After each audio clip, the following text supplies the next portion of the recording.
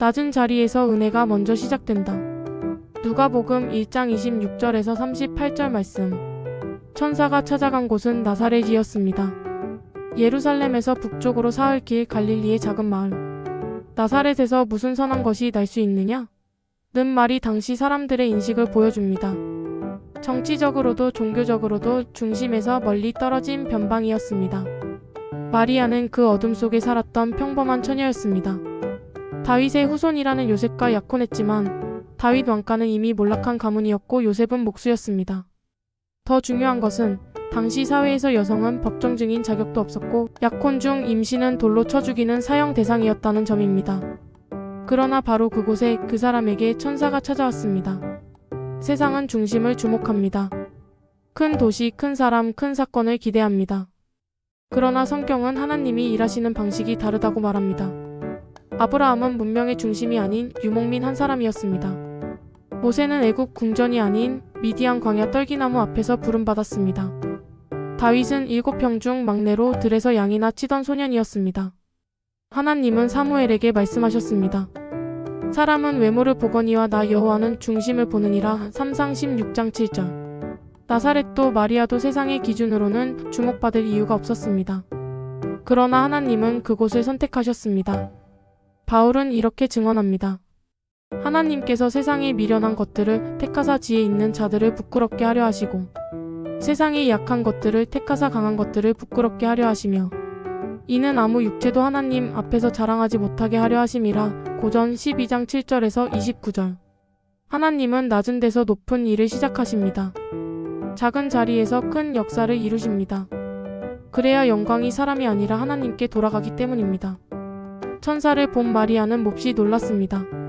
그러나 천사의 첫 말은 책망이나 요구가 아니었습니다. 마리아여 무서워하지 말라. 네가 하나님께 은혜를 입었느니라. 순서를 주목하십시오. 마리아가 무엇을 했기에 은혜를 받은 것이 아닙니다. 하나님이 먼저 은혜를 선언하셨습니다. 그리고 그 은혜 위에서 메시아 잉태의 소식이 전해집니다. 이것은 성경 전체를 흐르는 영적 패턴입니다. 노아는 은혜를 입었더라. 창세기 6장 8절. 그 후 방주를 지었습니다. 아브라함은 네가 복의 근원이라는 선언을 먼저 들었습니다. 기드온은 두려워 숨었지만 큰 용사여라는 말을 먼저 들었습니다. 마리아도 마찬가지입니다. 은혜가 먼저 왔고 그 은혜가 그녀의 두려움을 순종으로 바꾸었습니다. 바울은 이것을 명확히 말합니다. 너희는 그 은혜에 의하여 믿음으로 말미암아 구원을 받았으니 이것은 너희에게서 난 것이 아니요 하나님의 선물이라. 우리는 자격을 갖춰서 은혜를 받는 것이 아닙니다. 은혜를 먼저 받고 그 은혜 안에서 반응합니다. 마리아는 현실적인 질문을 했습니다.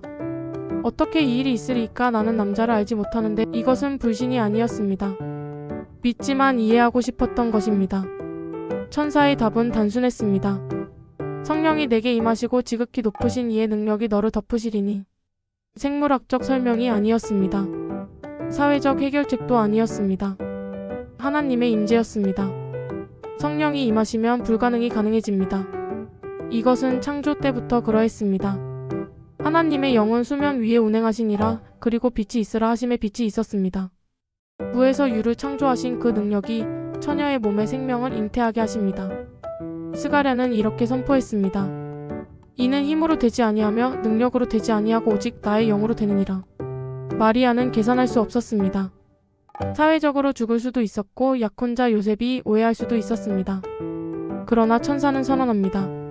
하나님께는 능하지 못한 일이 없느니라. 마리아의 답은 짧지만 깊었습니다. 주의 여종이 오니 말씀대로 내게 이루어지이다. 말씀은 그대로 이루는 능력입니다. 창조 때 하나님이 빛이 있으라고 말씀하셨을 때 그 말씀은 그대로 이루어졌습니다. 이 고백은 하나님의 일에 자신을 도구로 내어드리는 것입니다. 창세기 3장의 장면과 대조됩니다. 에덴에서 뱀은 물었습니다. 정말 하나님이 말씀하셨느냐? 그 뱀은 의심을 심었지만 나사렛에서 마리아는 말씀대로 내게 이루어지이다 라고 신앙을 고백합니다. 우리가 중심의 자리에 있어야 한다고 여기십니까?